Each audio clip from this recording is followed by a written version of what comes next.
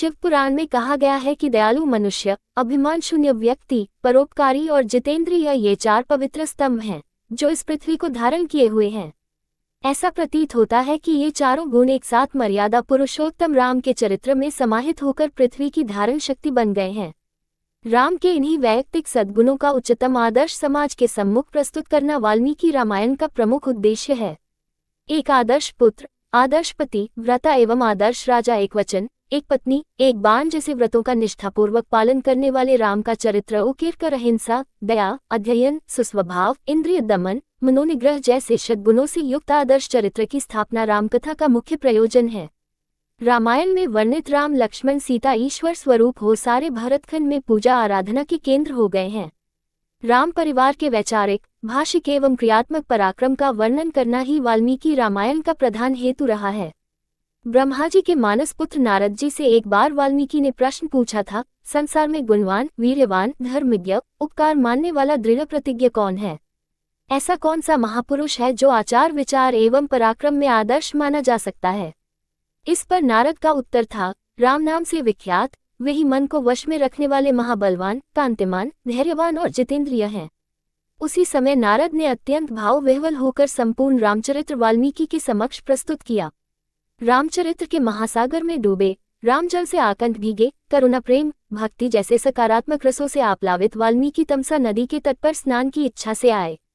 उनके हृदय में राम भक्ति का समुद्र लहरा रहा था। सारी सृष्टि ही मानो राममय हो गई थी।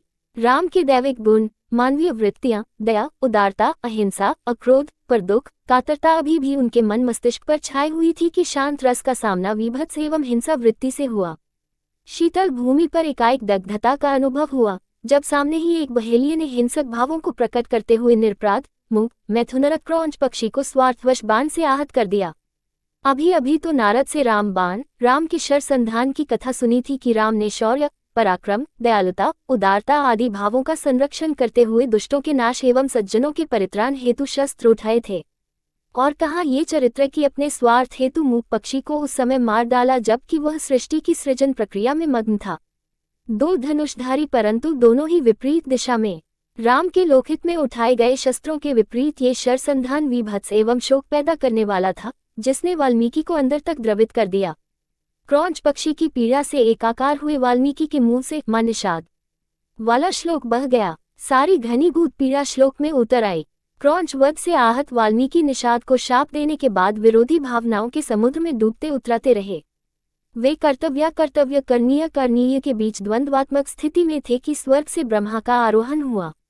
वाल्मीकि सृष्टि के निर्माता एवं जगत के पितामह को स्वयं के द्वारा निषाद को शाप देने की कथा सुनाकर पश्चाताप करने लगे।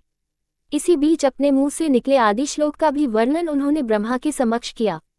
वाल्मीकि के पश्चातापयुक्त वचन एवं आदि श्लोक की चर्चा सुनकर ब्रह्मा ने उन्हें धीरज बंधाकर दुखी न होने को कहा। साथ ही आदेश दिया कि वे रामचरित्र का वैसा ही वर्णन करें जैसा उन्होंने ब्रह्मापुत्र नारद के मुंह से सुना था।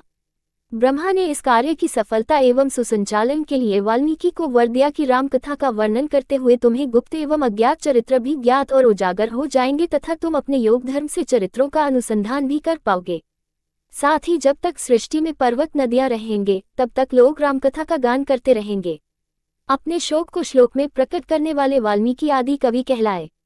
वे कवियों के प्रथम सृष्टि पुरुष हुए, तभी तो विश्व जैसे संस्कृत भाषा के शब्दकोश में कवि का अर्थ ही वाल्मीकि दिया गया है।